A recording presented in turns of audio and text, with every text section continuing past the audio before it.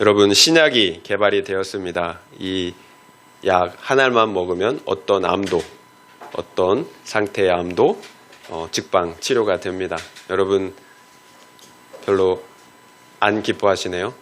그냥 듣기만 해도 기쁘지 않습니까? 예. 이 소식을 듣는다면 과연 어떤 사람이 가장 기뻐하겠습니까? 정말 암으로 고통받고 죽어가고 있는 그 환자라면 정말 이 소식은 그 사람에게 최고의 소식일 거예요. 그렇다면 예수님의 부활은 우리에게 어떻습니까? 사실 우리의 육신의 생명이 조금만 연장되었다 해도 이렇게 기뻐하는데, 우리가 영원히 산다고 하면 그것보다 더 기쁜 소식이 어디 있겠어요? 예수님께서 부활하셨습니다. 예수님의 부활이 중요한 이유가 무엇입니까? 예수님의 부활이 나의 부활이 된다라는 거예요. 우리가 예수님의 부활에 우리가 참여할 수가 있다라는 거예요. 이것이 부활이 우리에게 특별한 이유, 특별히 우리에게 기쁜 이유예요. 그렇다면 여러분은 예수님의 그 부활 소식이 정말로 기쁨이 되십니까? 혹시 예수님이 부활하셨다고 하는데도 남의 이야기처럼 그저 무덤덤하지는 않느냐라는 거예요. 그렇다면 우리는 반드시 부활하신 예수님을 만나야 하는 거예요. 그래야 예수님의 부활이 나의 부활이 될 수가 있습니다. 예수님의 부활에 내가 참여할 수가 있다라는 거예요. 오늘 본문에는 부활하신 예수님을 가장 먼저 만났던 막달라 마리아가 나옵니다. 그렇다면 이런 의문이 생겨요. 예수님의 부활을 처음으로 목격했던 사람이 예수님의 제자들이 아니에요. 3년 동안이나 예수님을 따라다녔던 예수님의 제자들이 아니라 우리가 알지 못하는 무명의 한 여자였다라는 거예요. 여기에서 우리는 우리가 왜 부활하신 예수님을 만나지 못하는지 그 이유와, 그리고 반대로 우리가 어떻게 부활하신 예수님을 만날 수 있는지 그 방법을 알 수가 있어요. 오늘 그 방법, 부활하신 예수님을 만나는 그 방법을 함께 알아보도록 하겠습니다. 함께 읽은 본문 중에 1절, 2절 말씀을 읽도록 하겠습니다. 안식 후 첫날 일찍이 아직 어두울 때에 막달라 마리아가 무덤에 와서 돌이 무덤에서 옮겨진 것을 보고 시몬 베드로와 예수께서 사랑하시던 그 다른 제자에게 달려가서 말하되, 사람들이 주님을 무덤에서 가져다가 어디 두었는지 우리가 알지 못하겠다 하니. 막달라 마리아는 예수님께서 돌아가신 후에 셋째 날, 곧 안식 후 첫날, 그것도 새벽 일찍 아직 어두울 때에 예수님의 무덤으로 향하였습니다. 그런데 예수님의 무덤 문이 활짝 열려 있는 거예요. 예수님의 시체가 사라진 것입니다. 우리는 그 이유를 다 알고 있지만 마리아의 입장에서 보면 정말로 황당한 일이 아닐 수가 없어요. 예수님의 시신을 발견하지 못한 마리아는 예수님의 두 제자인 베드로와 요한에게 달려갑니다. 그리고 예수님의 시신이 없어졌다라는 사실을 이야기합니다. 그러자 두 제자 역시 그 즉시로 예수님의 무덤으로 달려갔습니다. 그리고 마리아의 말처럼 무덤이 텅 비어 있다라는 사실을 확인했습니다. 그러나 그들은 예수님이 부활하셨다라는 사실을 깨닫지 못해요. 그래서 다시 집으로 돌아갑니다. 예수님께서 살아생전에 자신의 죽으심과 부활을 수없이 말씀하셨지만 여전히 제자들은 깨닫지 못하고 있는 거예요. 그렇다면 왜 마리아는 안식 후 첫날, 그것도 새벽 이른 아침에 예수님의 무덤으로 달려갔을까요? 마가복음 16장 1, 2절에 그 이유가 나와 있어요. 안식일이 지남에 막달라 마리아와 야고보의 어머니 마리아와 또 살로메가 가서 예수께 바르기 위하여 향품을 사다 두었다가 안식 후 첫날 매우 일찍이 해 돋을 때에 무덤으로 가며. 막달라 마리아뿐만 아니라 다른 수명의 여자들이 함께 무덤에 간 것을 알 수가 있습니다. 그리고 그 이유는 향품을 예수의 시체에 바르기 위한 것임을 알 수가 있어요. 예수님은 금요일 오후 대략 3시쯤에 숨지셨어요. 그런데 안식일은 그날 저녁 오후 6시부터 시작이에요. 유대인의 하루 개념은 저녁부터예요. 율법에 따라 안식일에는 그 어떤 것도 할 수가 없었습니다. 그렇다면 예수님을 장례할 시간은 겨우 3시간 남은 거예요. 다행히도 숨어있던 예수의 제자들 중에 하나였던 부자 아리마다의 요셉이 총독 빌라도에게 예수님의 시신을 요구하였습니다. 그리고 예수님의 시신을 자기를 위하여 파둔 묘실에 장사한 거예요. 아리마다의 요셉, 그리고 디모데, 그리고 막달라 마리아, 그리고 요셉의 어머니와 소수의 사람들이 급하게 예수님의 시신을 향품과 세마포로 싸서 장사할 수가 있었다는 거예요. 그러나 예수님의 시체를 정성껏 장례하기에는 너무나 부족한 시간이었어요. 여러분 한번 생각해 보세요. 예수님의 시신이 온전하겠습니까? 온몸은 채찍에 맞아 여기저기 뼈가 보일 정도로 살점이 떨어져 나갔어요. 얼굴은 가시에 찔려 일그러졌고 손과 발에는 커다란 못자국, 그리고 옆구리에는 창자국이 나 있어요. 자연사한 시신을 처리하기에도 3시간은 정말로 부족한 시간이에요. 결국 막달라 마리아와 다른 여인들이 아침 일찍 예수의 무덤으로 달려간 이유는 시간이 없어서 대충 처리하였던 예수님의 시신을 정성껏 처리해야 했기 때문입니다. 그렇다면 또다시 이런 의문이 생겨요. 왜 유독 막달라 마리아와 여자들이 이런 위험한 행동을 했느냐는 것입니다. 예수님께서 처형당한 죄목은 국가 전복을 꾀하려 했던 반역죄였어요. 잘못 엮이면 함께 죽을 수도 있었다라는 거예요. 3년 동안이나 예수님과 동고동락하였던 제자들마저도 모두 예수님을 버리고 도망간 이유였습니다. 그러나 막달라 마리아는 예수님이 죽는 그 순간에도 끝까지 함께하였고, 그리고 죽은 후에도 예수님의 곁을 지키며 정성껏 장례 절차를 마무리 지으려 하고 있는 것입니다. 이런 마리아의 행동을 보다 잘 이해하기 위해서는 복음서에 나타난 막달라 마리아의 삶을 살펴봐야 합니다.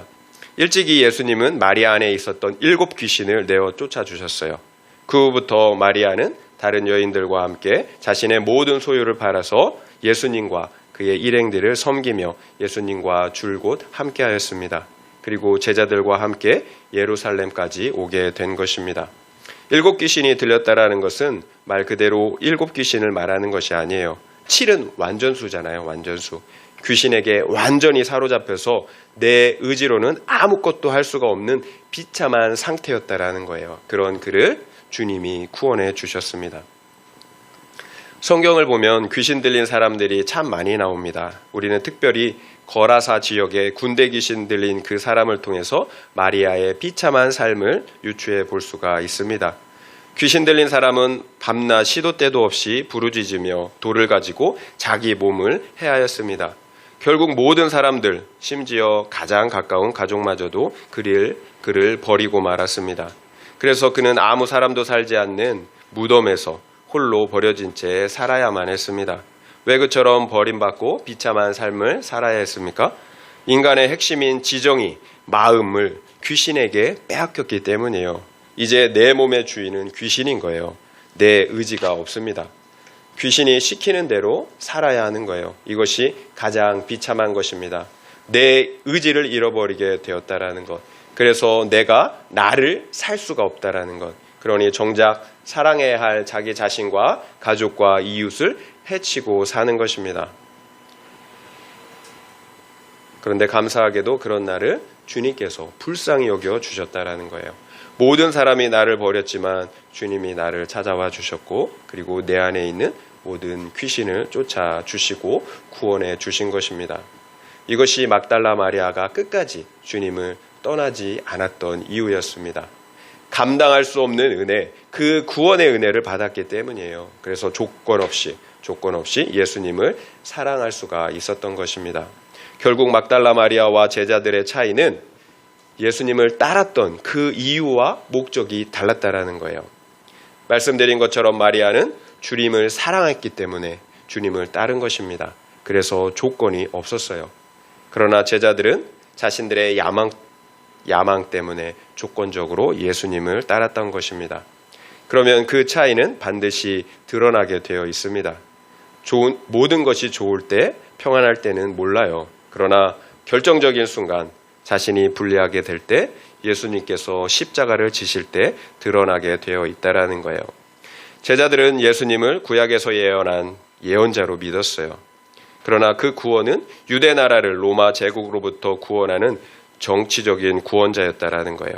왜냐하면 유대 나라는 근 600년 이상을 현재의 로마를 포함하여 수많은 강대국들로부터 식민 지배를 받는 서름을 당하며 살아왔기 때문이에요. 그래서 예수님이 예루살렘으로 올라갈 때 제자들은 이제 드디어 예수님께서 로마 군대를 무찌르고 유대 나라를 구원할 것이라고, 해방할 것이라고 생각했다는 것입니다. 구약에서 예언한 것처럼 다윗 왕의 후손이 와서 하나님의 나라를 회복할 줄로 믿었다는 것입니다. 그러면 자신들은 그 나라에서 다들 한 자리씩 차지할 줄을 알았다라는 거예요. 그런데 웬걸 자신들의 기대와는 달리 예수님께서 아무 힘없이 붙잡혀 십자가에 죽으시는 거예요. 모든 제자들이 그런 예수님을 버리고 도망간 이유입니다. 저 살자고. 이처럼 제자들이 예수님을 따랐던 목적은 조건적이었어요. 내 야망, 내 성공, 내 기복을 위한 것이었다는 것입니다. 그렇다면 이런 조건적인 신앙의 문제점은 무엇입니까? 바로 십자가의 사건이 오면 해석이 안 된다는 거예요. 예수님과 하나님을 믿으면 잘 되고 성공해야 되는데 그렇지 않은 겁니다. 오히려 예수님께서 십자가에 달려 죽는 거예요. 정말로 하나님께서 살아계신다면 있어서는 안 되는 일들이 일어난다라는 거예요. 암에 걸리고 실패하고 망하고 관계의 파산이 일어나요. 믿는데 왜 이런 일들이 생길까요? 그러면 제자들처럼 우리는 신앙에 대한 회의가 듭니다. 마음으로 주님을 떠나고 결국은 우리의 몸 역시 하나님을 떠날 수가 있다는 거예요. 이것이 조건적인 신앙, 나 중심적인 신앙의 한계예요. 그래서 우리가 알아야 하는 것입니다. 내 기준, 내 관점이 아니라 하나님의 관점, 성경의 관점, 기준을 가지고 내 앞에 있는 그 십자가를 해석해야 한다는 것입니다. 예수님께서 왜 십자가를 지셨습니까? 왜 하나님께서 친히 자기 생명을 우리를 위해 내어주셨습니까? 히브리서 2장 14절 말씀을 읽어드릴게요. 자녀들은 혈과 육에 속하였음에 그도 또한 같은 모양으로 혈과 육을 함께 지니심은 죽음을 통하여 죽음의 세력을 잡은 자 곧 마귀를 멸하시며, 하나님께서 보실 때 우리 자녀들이, 우리 사람들이 죄에 팔려 혈과 육에 속하였다라는 거예요. 육신을 입었다라는 거예요. 따라서 하나님께서도 우리 자녀들처럼 혈과 육을 입으시고 이 세상에 오셔야 했다는 것입니다. 왜 육신을 입고 오셨습니까? 죽으셔야 했기 때문이에요. 그래야 죽음의 세력을 잡은 자 마귀를 멸하실 수가 있기 때문입니다. 성경은 분명하게 이 세상의 임금을 사탄이라고 말합니다. 이 세상이 사탄에게 속했기 때문이에요. 왜 그렇습니까? 인간의 범죄함으로 하나님을 반역하는 순간 이 세상의 통치권이 사탄에게 넘어갔기 때문입니다. 결국 사탄은 죄를 통해 사망의 권세를 갖게 된 것입니다. 우리가 이 사실을 잊지 말아야 돼요. 따라서 하나님께서 사탄을 멸하시기 위해서 사탄의 권세인 죄와 사망을 멸하셔야 했던 것입니다. 반드시 죄가 없으신 하나님께서 죽으셔야 했다라는 거예요. 사탄의 권세인 죄와 사망을 이기셔야 했기 때문입니다. 이것이 십자가예요. 히브리서 2장 15절 그 다음 구절인데요. 또 죽기를 무서워함으로 한평생 매어 종노릇하는 모든 자들을 놓아주려 하심이니, 이것이 주님께서 십자가를 지신 궁극적인 이유였습니다. 죽음을 통해 마귀를 멸하실 뿐만 아니라 죽기를 무서워함으로 한평생 매어서 종노릇하는 우리를 구원하셔야 했기 때문입니다. 우리가 이 땅에서 왜 무엇이 무섭습니까? 죽는 것이 무서운 거예요. 그래서 한평생 그 죽음을 벗어나고자 종노릇하는 것입니다. 하나님께서는 그런 우리를 구원하셔야 했습니다. 그래서 사탄의 권세를 멸하시기 위해서 육신을 입고 죽으셔야 했던 것입니다. 이처럼 우리의 구원은 로마 왕으로부터의 구원이 아니라 세상 임금 사탄으로부터의 구원이에요. 죄로부터의 구원, 영원한 사망으로부터의 구원입니다. 이것이 예수님께서 십자가를 지셔야 했던 이유예요. 예수님은 물론 제자들의 바람처럼 로마 제국이라는 환경으로부터 우리를 구원하실 수가 있습니다.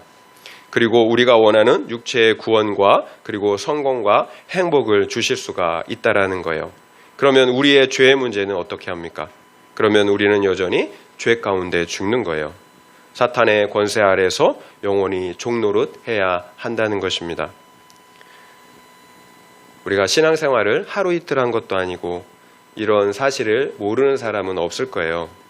한두 번 들은 이야기가 아니에요. 제가 이런 이야기를 참 많이 합니다. 그럼에도 제가 또 이 말씀을 반복하는 이유가 무엇일까요? 우리가 그렇게 믿고 살고 있지 않기 때문이에요. 우리가 계속해서 예수를 버리고 도망간 제자들처럼 살고 있기 때문입니다. 그래요. 우리는 모르지 않아요. 다 알아요. 그럼에도 우리는 지금 당장 내 눈앞에 있는 떡, 그 행복만을 부르짖고 있다라는 거예요. 영원히 죽는 길로 가는데도 문제의식을 느끼지 못한다는 것입니다. 왜 그럴까요? 그게 죄의 속성이에요. 그게 죄예요. 하나님이 아니라 세상을 사랑하기 때문입니다. 실상은 이기적인 자기애인 거죠. 그래서 십자가의 사건이 찾아오는 것입니다. 십자가는 예수님만 지는 것이 아니에요. 우리 주님이 십자가를 지셨듯이 우리 역시 십자가에 예수와 함께 죽어야 합니다. 그래야 예수와 함께 다시 부활에 참여할 수가 있기 때문입니다. 이것을 예수 그리스도와의 연합이라고 해요. 예수 그리스도와의 신비한 연합. 성령 안에서 예수 그리스도와 하나 되는 것입니다. 영적인 신비예요. 그래서 예수와 함께 죽고 예수와 함께 사는 것이 가능한 것입니다. 바울은 이 신비한 연합을 믿음으로 사는 삶이라고 말씀하고 있어요. 나는 죽고 예수로 사는 것입니다.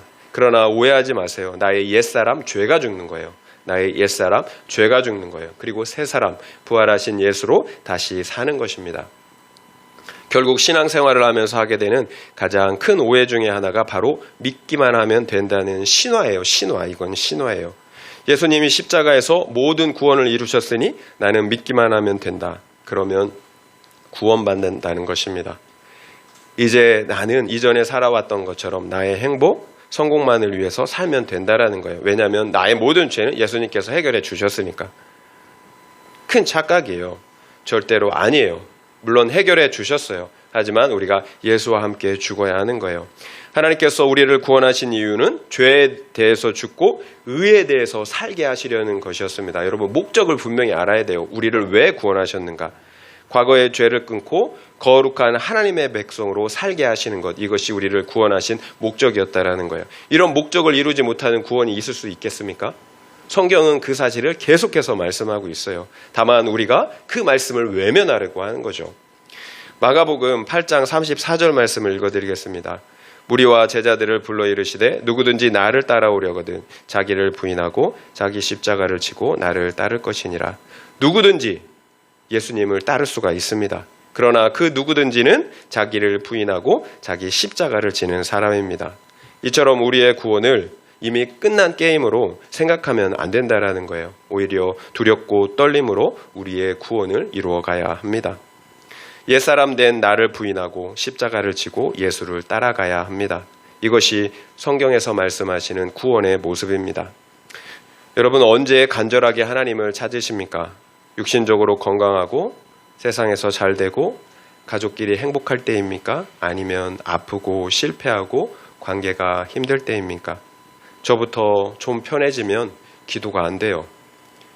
딴 생각이 그렇게 들어요. 또 말씀 보는 것이 건성건성 습관적으로 하게 됩니다. 그러나 무슨 문제라도 생기면 정말 간절하게 하나님을 찾는 것을 보게 됩니다. 이것이 우리가 이해할 수 없는 십자가 고난의 유익입니다.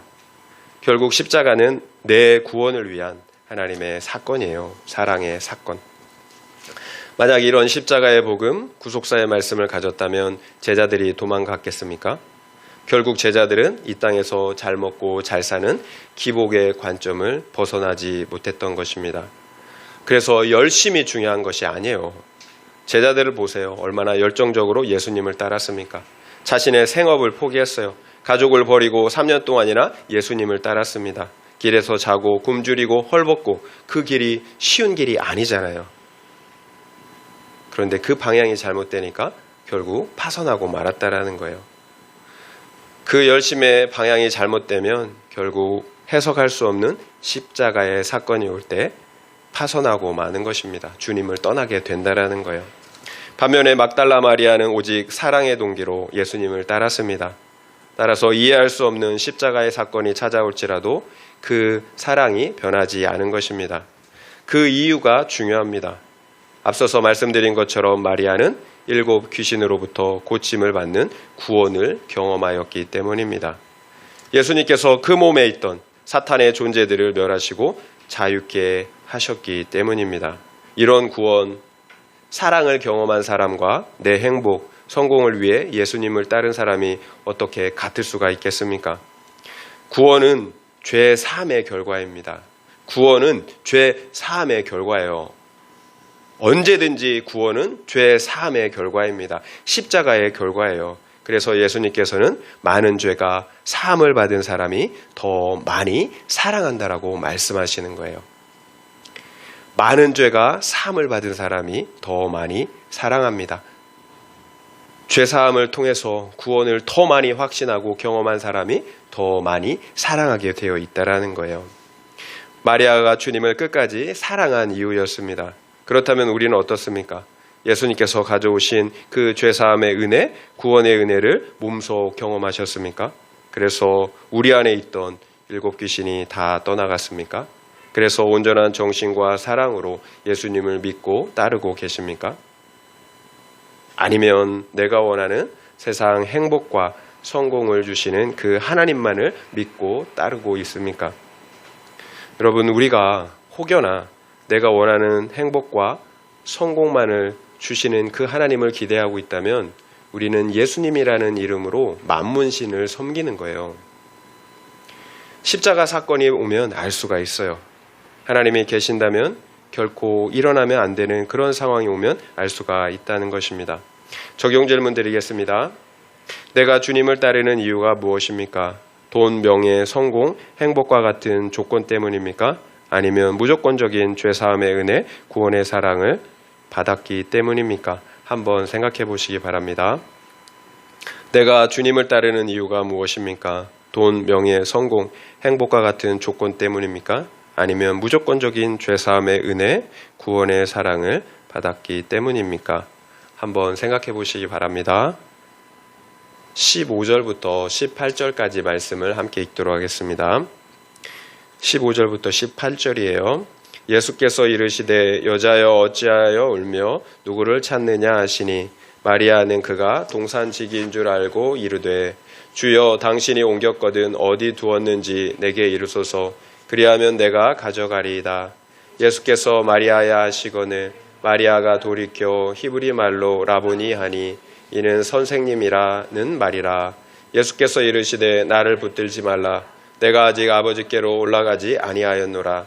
너는 내 형제들에게 가서 이르되 내가 내 아버지 곧 너희 아버지 내 하나님 곧 너희 하나님께로 올라간다 하라 하시니 막달라 마리아가 가서 제자들에게 내가 주를 보았다 하고 또 주께서 자기에게 이렇게 말씀하셨다 이르니라. 아멘. 베드로와 요한 두 제자들은 이미 무덤을 떠났지만 마리아는 예수님의 무덤을 떠날 줄을 모릅니다.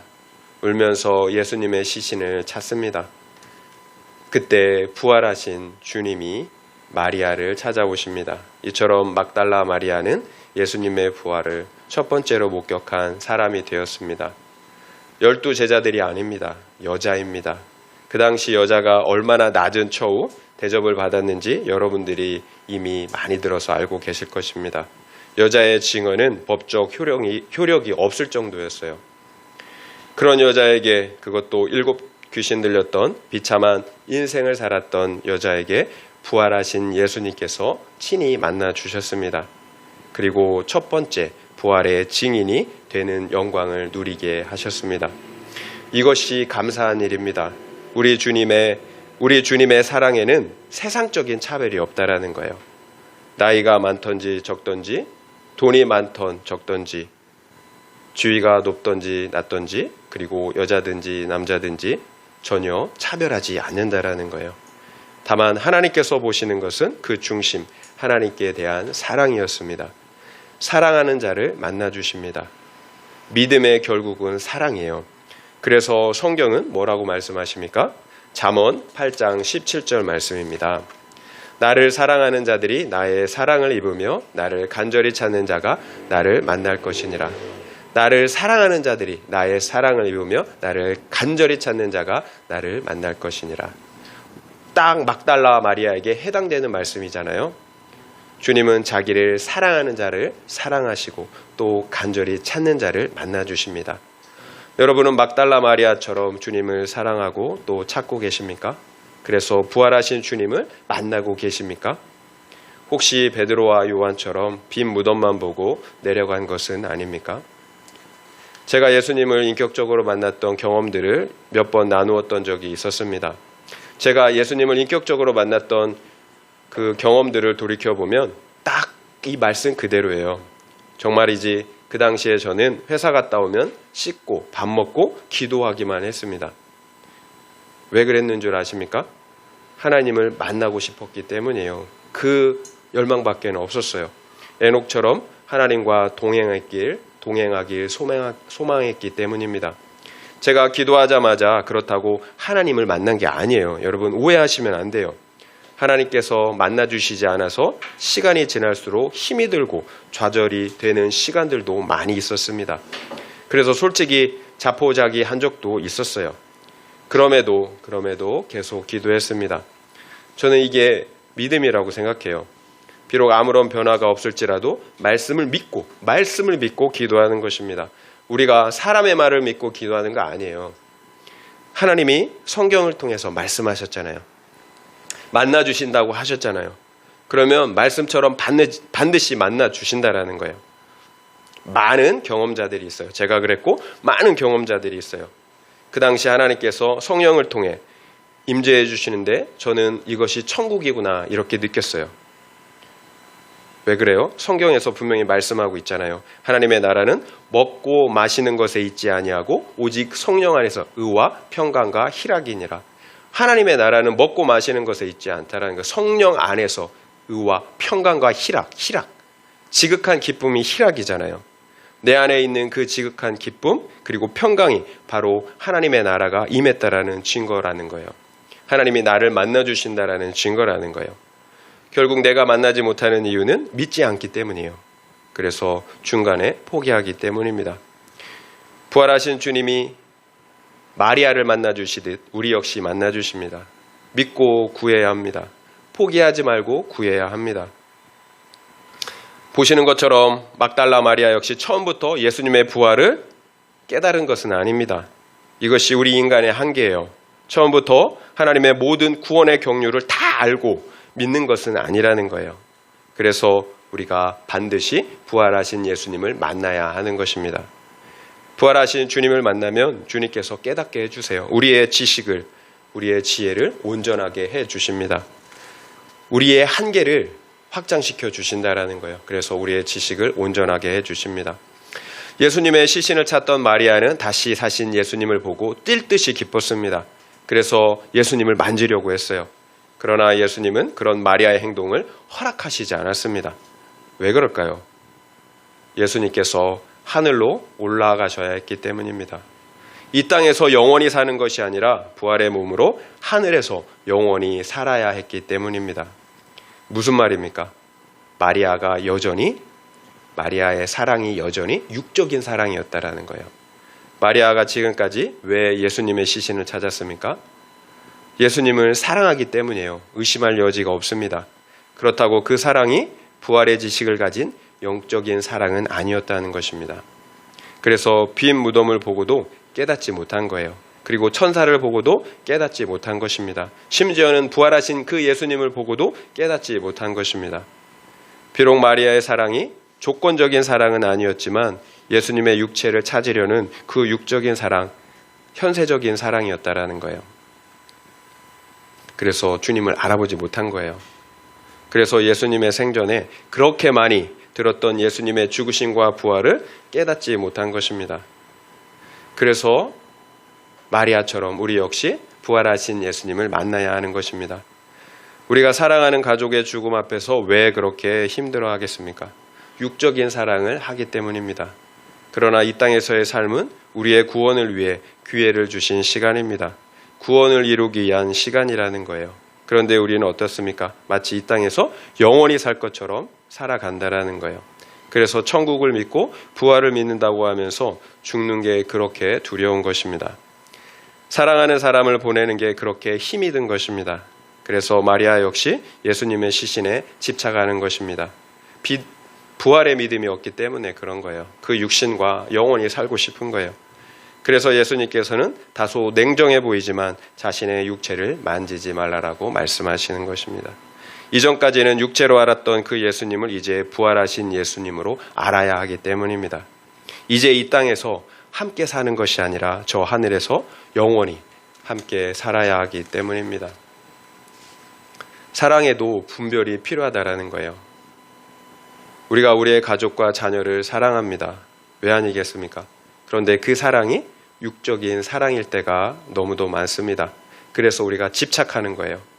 내가 사랑할 때 내가 만족하고 내 존재의 가치를 느끼기 때문입니다. 그래서 내 도움, 내 사랑이 더 이상 필요하지 않으면 섭섭해지는 거예요. 우울해지기도 하고 힘이 빠져요.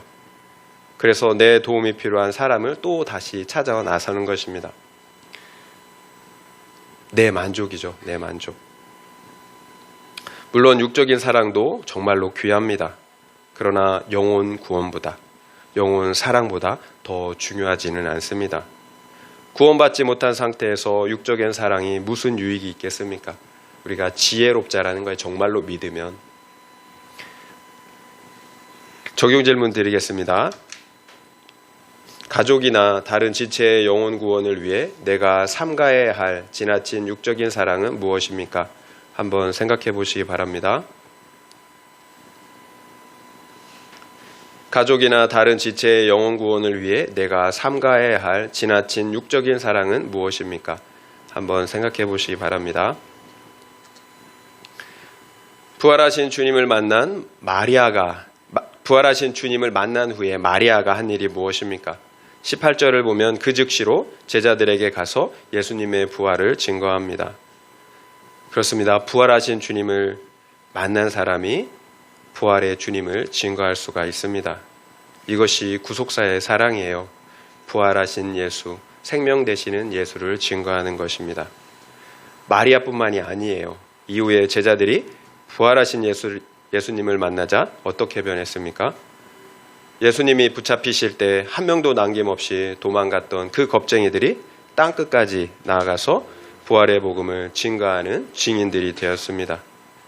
한 사람도 빠짐없이 주님이 가신 그 십자가의 길을 따라갔다라는 거예요. 부활을 전하다가 십자가를 지고 죽고 칼에 맞아 죽고 돌에 맞아 죽고 몸이 찢겨 죽는 그런 순교를 했다라는 거예요. 증인으로 살아가다가 순교에 이르게 되었습니다. 나 중심적인 기복적인 신앙에서 부활의 신앙으로 뒤바뀐 것입니다. 이것이 우리가 모두 부활의 주님을 만나야 하는 이유입니다. 예수님이 구원자, 하나님의 아들이라는 사실을 우리가 어떻게 알 수가 있습니까? 가장 객관적인 사실은 바로 예수님의 부활이에요. 죽음을 이기시고 부활하신 사건입니다. 따라서 사도행전 17장 31절에서는 사도 바울이 이렇게 이야기합니다. 하나님께서 저를 죽은 자 가운데서 다시 살리신 것으로 모든 사람들에게 믿을 만한 증거를 주셨다. 여러분, 죽은 자 중에 살아난 사람이 있습니까? 하나님께서 죽은 자 중에 살아나게 하심으로 그 부활을 모든 사람들에게 믿을 만한 증거로 주셨다라는 거예요. 믿을 만한 증거. 부활이 우리가 믿을 수 있는 증거예요. 하나님의 아들이라는 성경이 예수 그리스도를 통해서 다 이루어졌다라는 그 사실을 믿을 수 있는 분명한 증거는 부활이에요. 예수님의 부활은 역사적인 사실입니다. 그래서 우리가 믿을 수가 있는 거예요. 그러나 비록 예수님의 부활이 아무리 역사적인 사실이라 할지라도 죄인들은 그 사실을 믿지 못합니다. 그래서 죄인이에요. 그래서 죄인. 이것이 인간의 한계입니다. 그래서 하나님께서는 더 확실한 우리가 믿을 수 있는 증거를 주셨습니다. 그것이 바로 성령님의 증거예요. 그래서 성경은 누구든지 성령이 아니고서는 예수를 주시라고 할 수 없다라고 말씀하고 있습니다. 성령이 아니고는 그 부활을 믿을 수가 없다라는 거예요. 부활의 주님은 우리가 믿을 수 있는 객관적인 증거예요. 예수님의 부활은 우리가 예수님을 믿을 수 있는 객관적인 증거예요. 그리고 부활하신 주님이 성령으로 우리에게 찾아오신 사건은 주관적인 증거예요. 그러니까 객관적인 증거는 역사적인 사실, 주님이 부활하신 그 역사적인 사실을 통해서 우리가 객관적인 증거를 가질 수가 있고요. 그리고 부활하신 주님이 성령으로 우리 안에 내주하심으로 찾아오심으로 주관적인 증거, 확증을 가질 수가 있다는 거예요. 그렇다면 여러분은 이 역사적인 부활의 사건을 통해서 그리고 내 안에 찾아오신 그 부활의 주님을 통해서 예수 그리스도의 부활을 확신하고 있습니까? 예수의 부활이 나의 부활이 되는 그 은혜와 기쁨을 누리고 있느냐는 것입니다. 그렇다면 우리는 그 부활을 전하는 증인이 될 수가 있어요.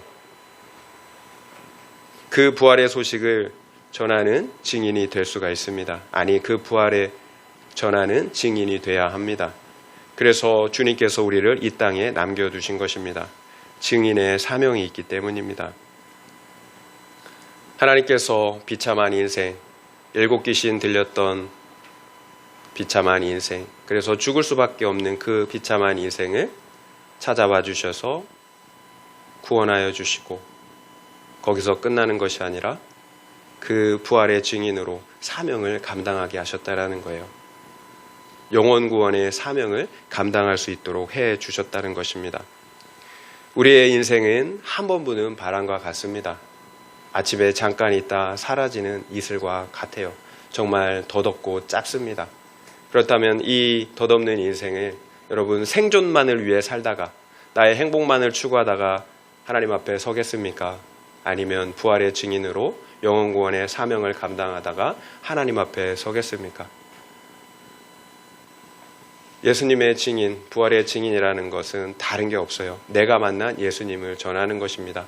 막달라 마리아가 그랬습니다. 바라기는 우리 모두는 십자가와 부활의 증인으로 영혼 구원의 그 사명을 감당하다가 주님 앞에 다 서는 그런 은혜가 있기를 예수님의 이름으로 축원드립니다.